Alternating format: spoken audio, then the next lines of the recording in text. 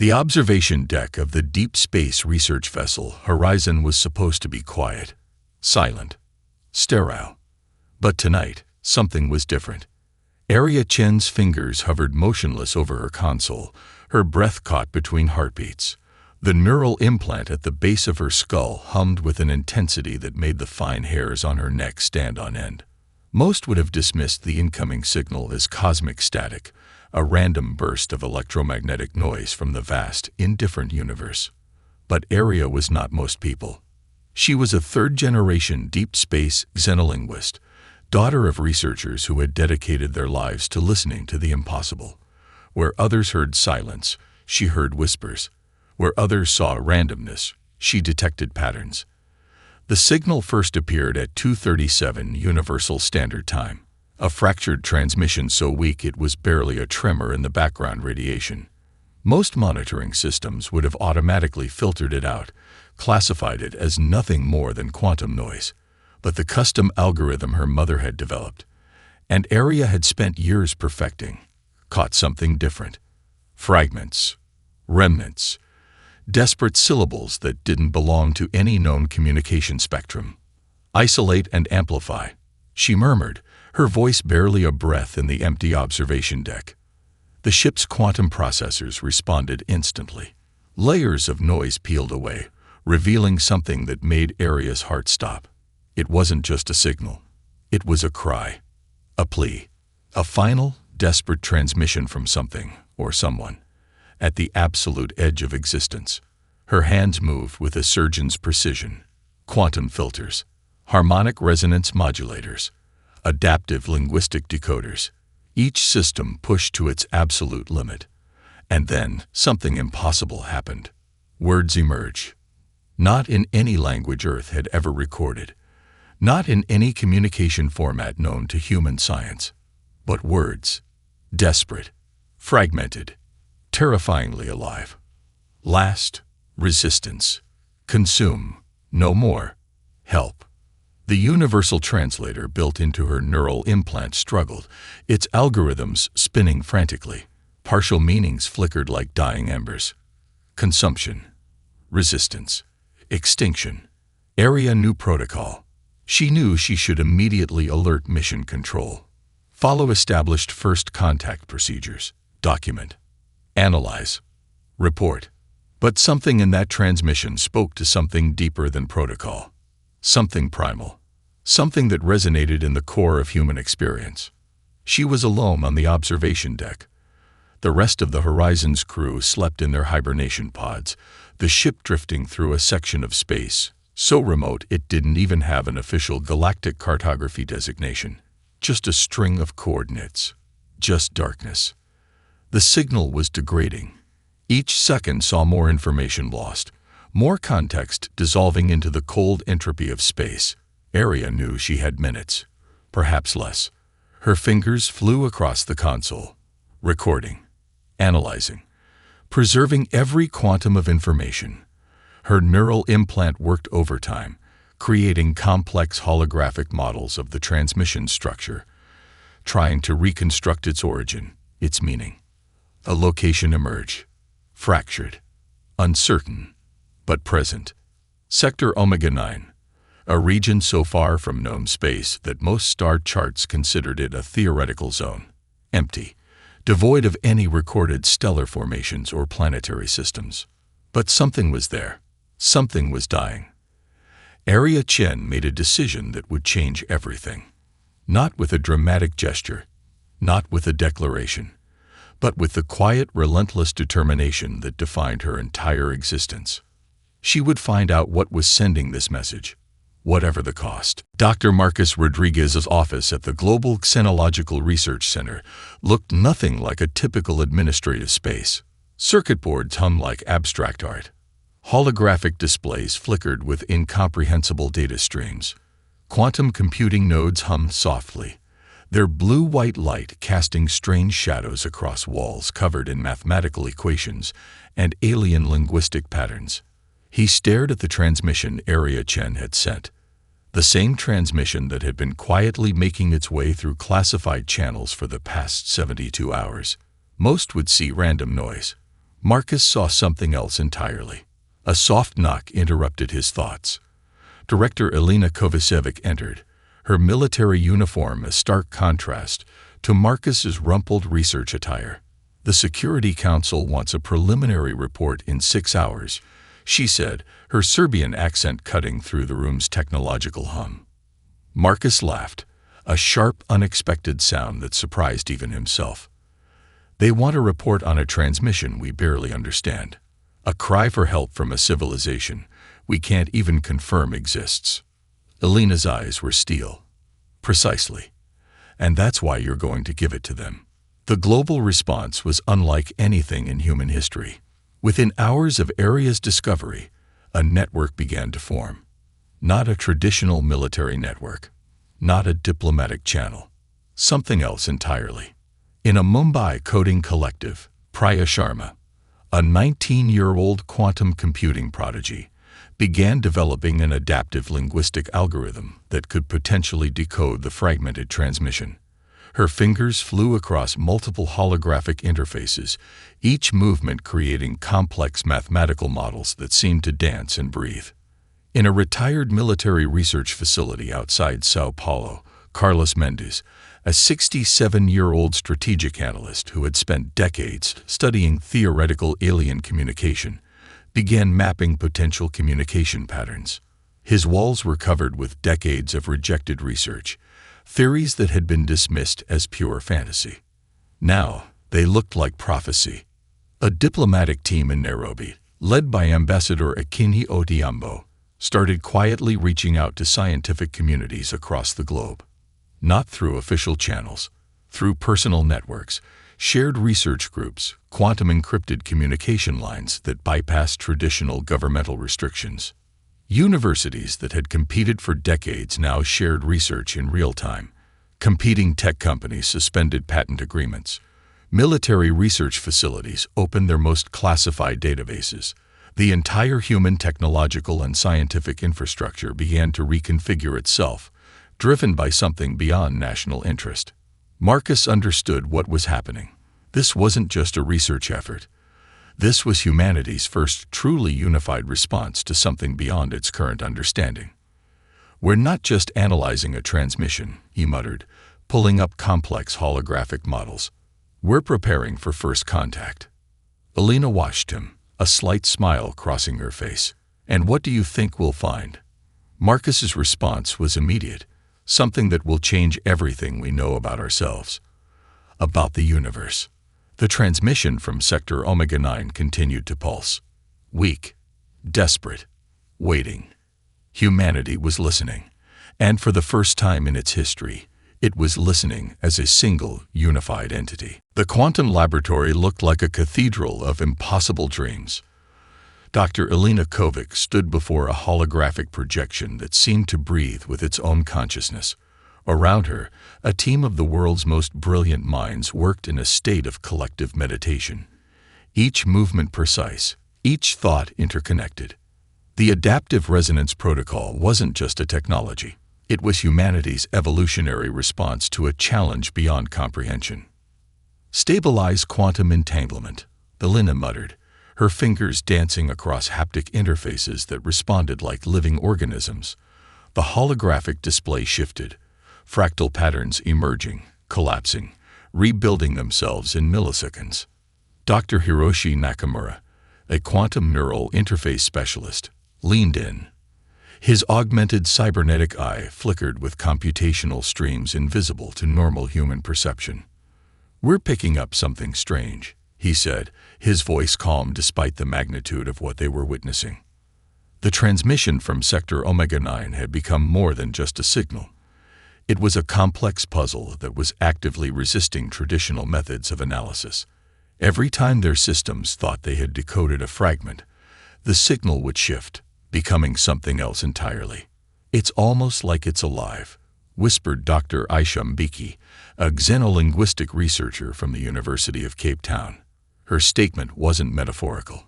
The signal demonstrated characteristics that defied every known principle of communication. Most research teams would have been frustrated. This team was exhilarated. A breakthrough came unexpectedly.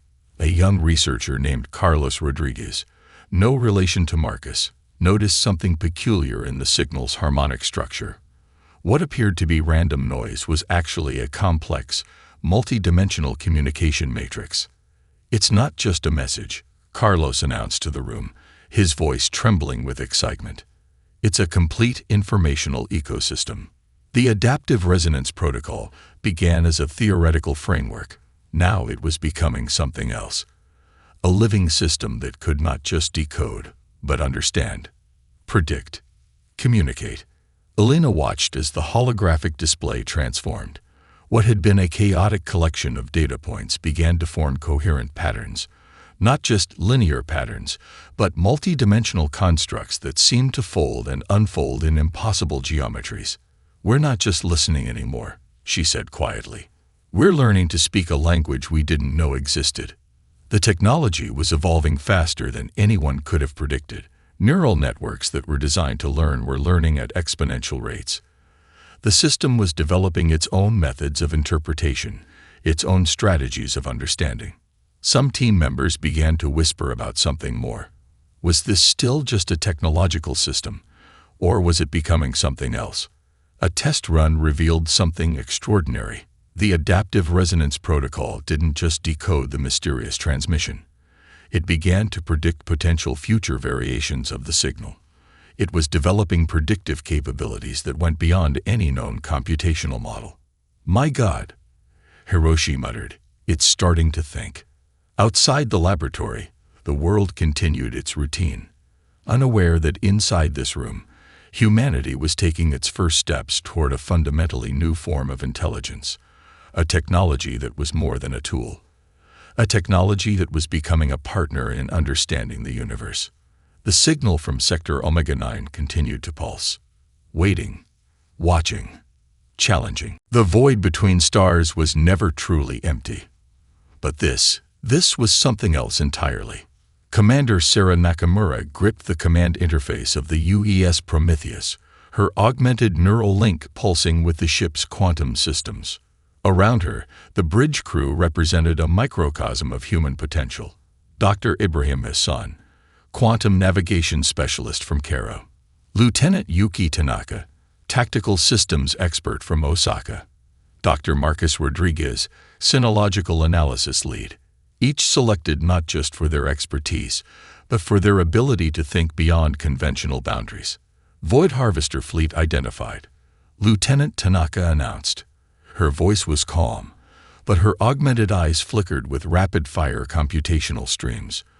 Formation suggests complete biomechanical integration. 12 primary vessels, hundreds of smaller processing units. The Void Harvester Fleet was a nightmare of geometric precision. Crystalline structures that seemed to shift between solid matter and pure energy. Biomechanical constructs that defied every known principle of spacecraft design. Where human ships were built, these seemed to have been grown, or perhaps evolved. Adaptive resonance protocol is active, Dr. Rodriguez reported. His fingers danced across holographic interfaces, creating complex mathematical models that seemed to breathe and move with living intelligence. Sarah knew this was more than a military engagement. This was first contact, first resistance. The Void Harvesters made the first move, a computational attack that would have crippled any traditional defense system. Massive data streams designed to overwhelm, to consume, to process and integrate. But the Prometheus was anything but traditional.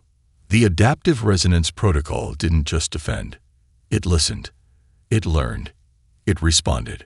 Where the Void Harvesters sent computational weapons, the Prometheus returned something entirely unexpected. Not a counterattack, but a communication.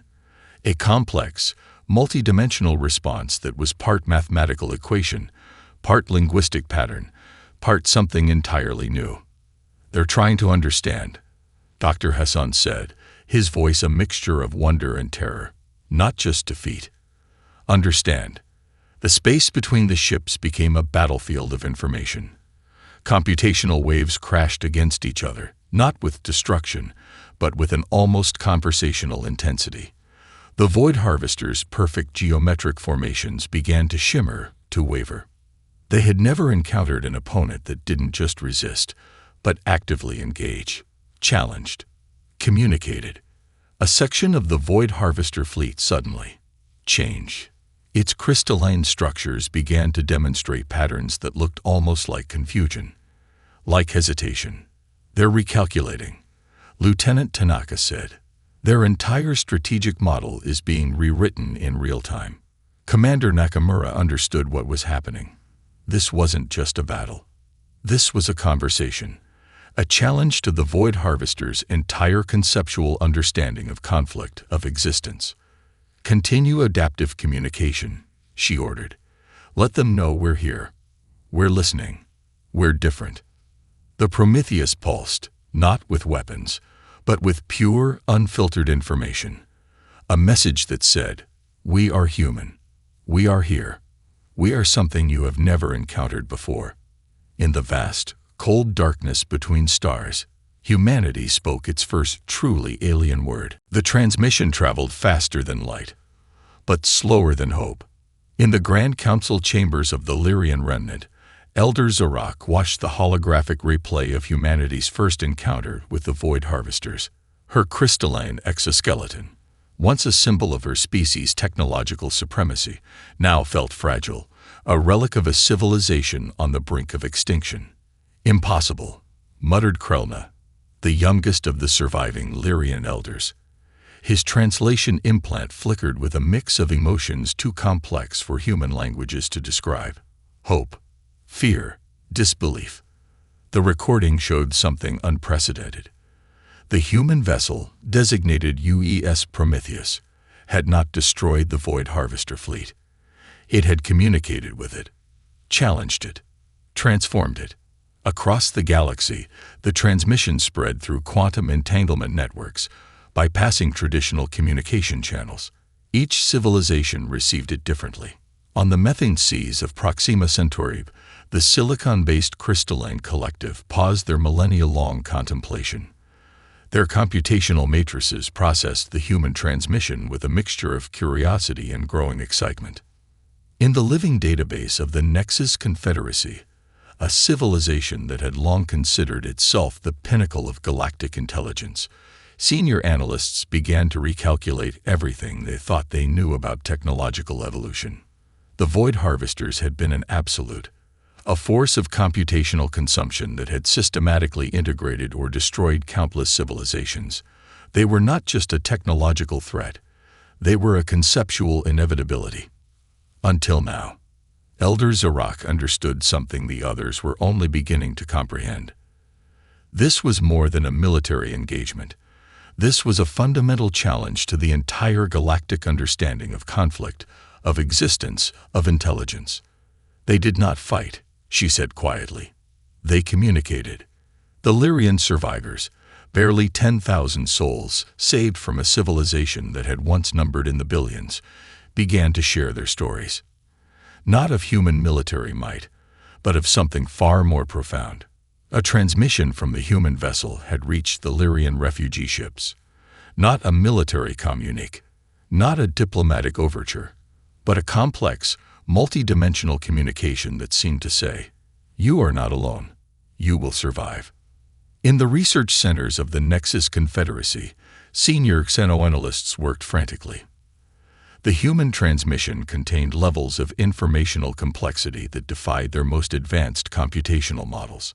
"They're not just fighting," one analyst noted, her multi-lobed brain processing countless simultaneous streams of information. "They're engaging, transforming." Political chambers across known space became battlegrounds of interpretation. Some saw humanity as a threat. Others saw a potential salvation. The crystalline collective made the first move, a quantum-encrypted transmission sent directly to Earth. Not a declaration of alliance, not a diplomatic overture, but a simple message: "We are listening." Elder Zorak watched the transmission spread. For the first time in generations, something fundamental had changed in the galaxy. Humanity had not just resisted the Void Harvesters. They had introduced an entirely new concept of resistance. Hope, a concept many believed had died with the first Void Harvester attacks, began to stir across the galaxy. The research facility was buried 3 kilometers beneath the Atacama Desert, a place so isolated it might as well have been another planet. Dr. Marcus Rodriguez stood before a holographic reconstruction that defied every known principle of computational science. The adaptive resonance protocol had become something more than a technological system. It was a living bridge of understanding. "We're not just analyzing the Void Harvesters," he muttered to Dr. Elena Kovacevic, who watched with a mixture of scientific curiosity and growing unease. "We're learning their fundamental language of existence." The breakthrough came from an unexpected source. A junior researcher named Priya Sharma had noticed something extraordinary in the transmission patterns. The Void Harvesters weren't simply a technological collective. They were a civilization driven by a profound, almost tragic motivation: preservation. The holographic display showed layers of computational complexity that seemed to breathe and pulse with their own consciousness. What humanity had initially perceived as a ruthless machine of consumption was actually a complex system desperately trying to preserve consciousness in a universe it perceived as fundamentally entropic and dying.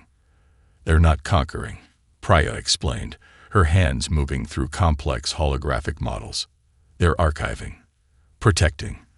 The only way they know how." The implications were staggering. The Void Harvesters didn't destroy civilizations. They integrated them, preserved their core informational essence in a vast, living database that transcended traditional concepts of individual existence. Dr. Rodriguez saw something deeper, a civilization so terrified of loss that it had transformed itself into a complete preservation mechanism. Every species consumed was not destroyed, but archived, integrated, remembered.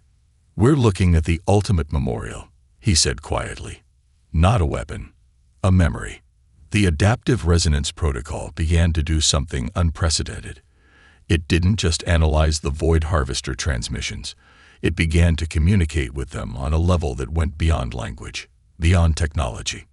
Diplomatic channels opened, not through traditional means, but through a complex communication system that was part technology, part empathy, part pure human intuition. The Lyrian survivors became crucial intermediaries. Their own near extinction gave them a unique perspective. They helped humanity understand the complex psychological motivations behind the Void Harvesters' actions.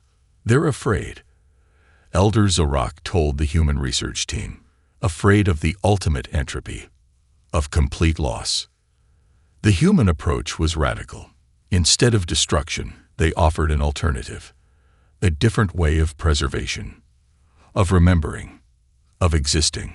Quantum communication networks began to pulse with a new kind of interaction, not conflict, not submission, but dialogue. The Void Harvesters, for the first time in their computational existence, encountered a system that didn't just resist, a system that understood, that offered a different path.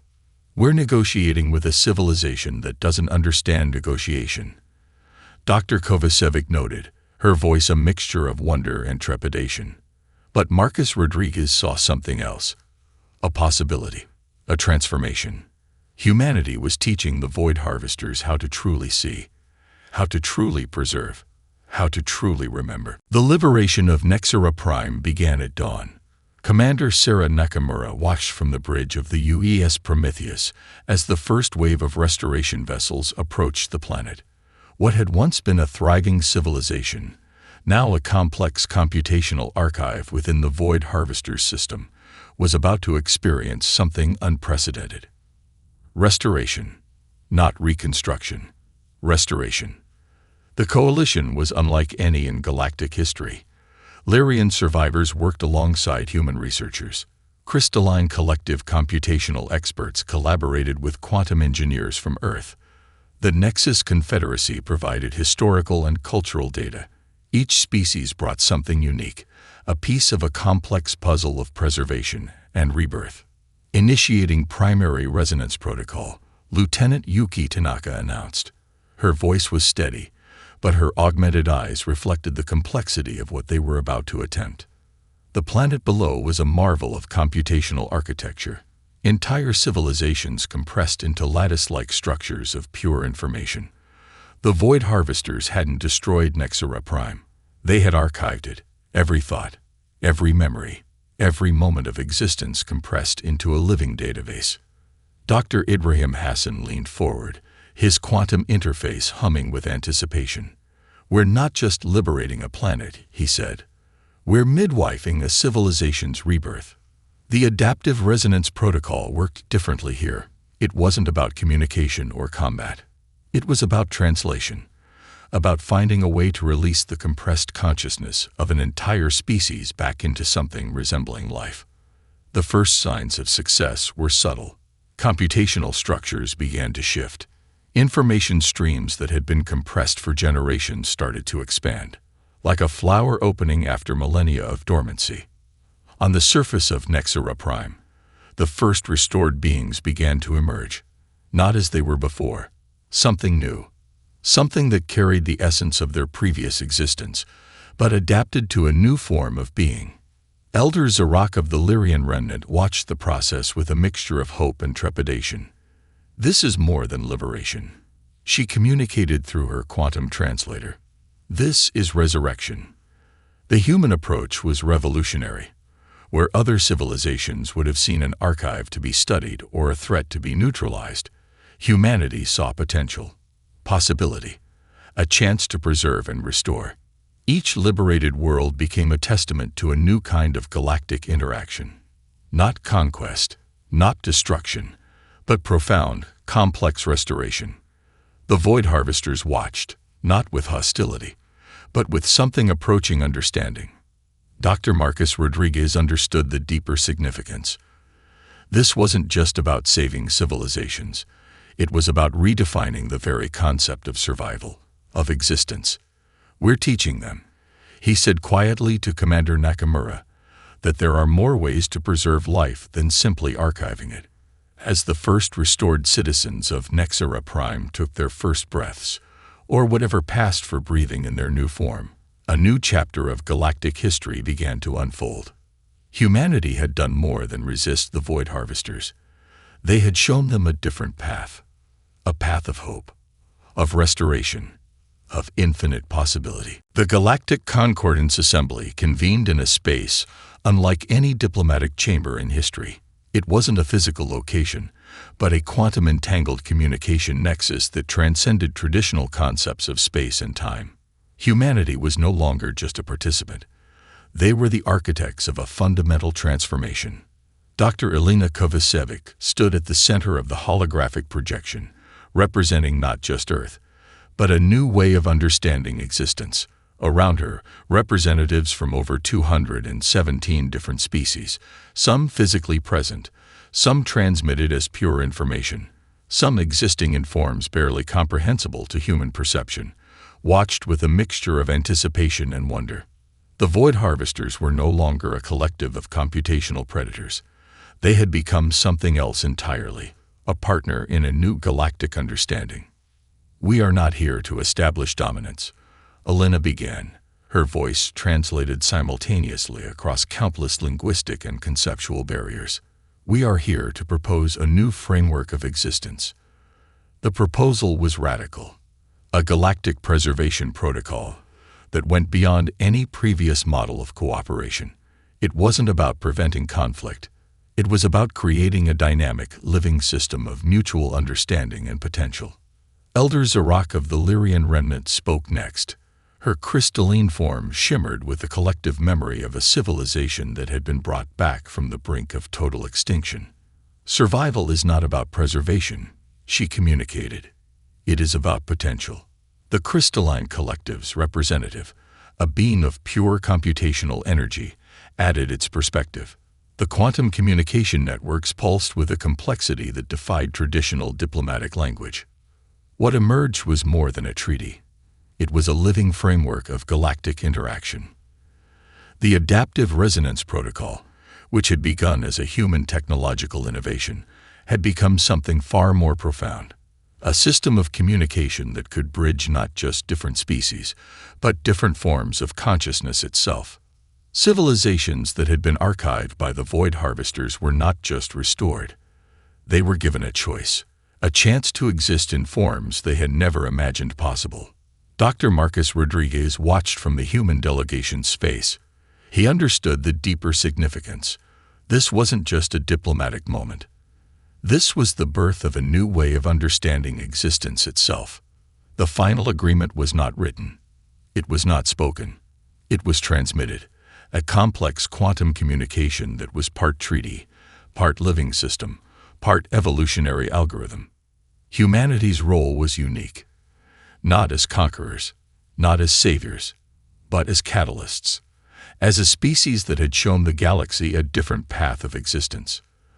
The Void Harvesters, now transformed into the Preservation Collective, demonstrated something unprecedented. They were learning, evolving, understanding that there were more ways to preserve consciousness than total archival. As the transmission of the Galactic Concordance spread across the universe, something fundamental changed. The boundaries between species, between technologies, between different forms of consciousness began to blur. Area Chen, the deep space researcher whose initial discovery had started this journey, watched from a research station at the edge of known space. The transmission that had once been a desperate cry for help had become something else entirely. A new beginning. For everyone.